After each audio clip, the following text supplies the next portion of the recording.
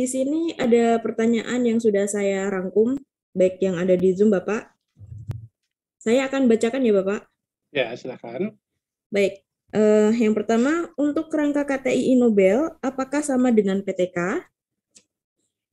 Dan untuk pertanyaan kedua, bisakah best practice dibuat dalam pendidikan kesetaraan? Seperti itu, Bapak.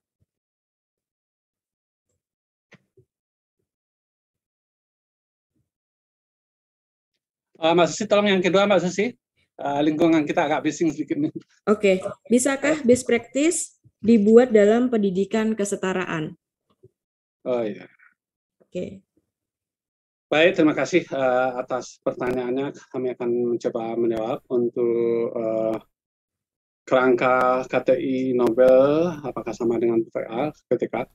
Jadi untuk sama-sama kita pahami, karya tulis ilmiah ini kan ada yang dalam bentuk makalah bidang pembelajaran, kemudian ada yang bentuk best practice, kemudian ada yang berbentuk PTK. PTK ya. Jadi memangnya nanti dalam inovasi belajar itu kalau kita membuat karya tulis ilmiah kita inovasi belajar dalam bentuk makalah, itu format-format makalah yang seperti apa, itu kan secara umum itu kan makalah itu kan atas 4 bab. Yang pertama itu adalah pendahuluan, latar belakangnya, perumusan masalah, dan kemudian tujuan dan lain-lain. Kemudian bab 2-nya itu adalah referensi atau kajian pustaka. Kemudian bab ketiga itu adalah bahasan. Kemudian part kesimpulan, istilahnya penutup kesimpulan itu secara umum. Best practice pun nantinya tidak jauh berbeda dengan makalah.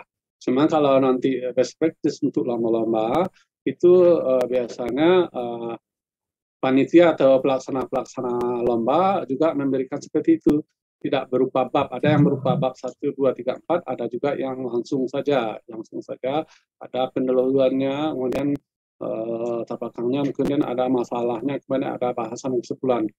Kemudian PTK.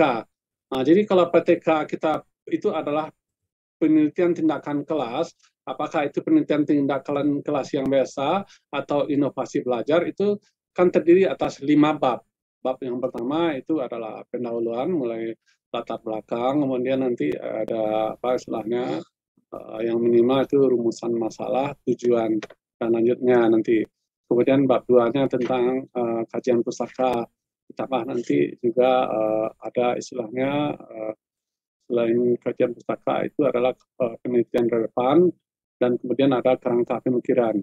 Kemudian bab ketiga tentang metodologi misalnya.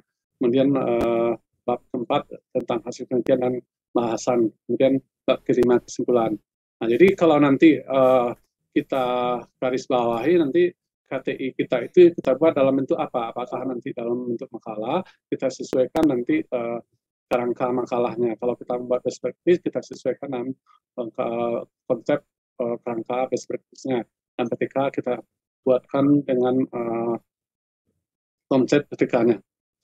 Kemudian untuk pertanyaan kedua, jadi apakah best practice bisa dibuat dalam lingkungan kesetaraan? Nah, jadi sebenarnya best practice itu adalah pengalaman terbaik dalam apa istilahnya, dalam bagaimana kondisi pun itu bisa.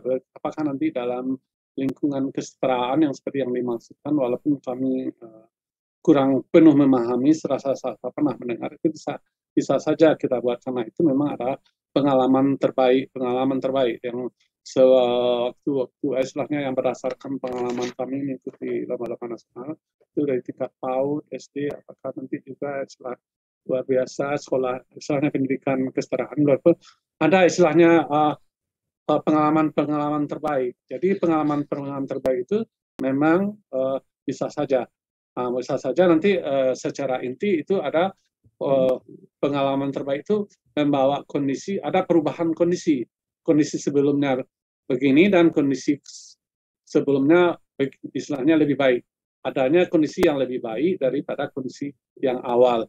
Nah, kemudian yang perlu kita pahami bagaimana itu adalah kerangka penulisan penulisan daripada best practice. Mungkin demikian pertanyaan-pertanyaan yang dirangkum oleh Pak Susi yang dapat menjawab. Mudah-mudahan bisa menambah wawasan kita dalam pertemuan kita pada hari ini. Kami kembalikan lagi kepada Pak Susi. Oke.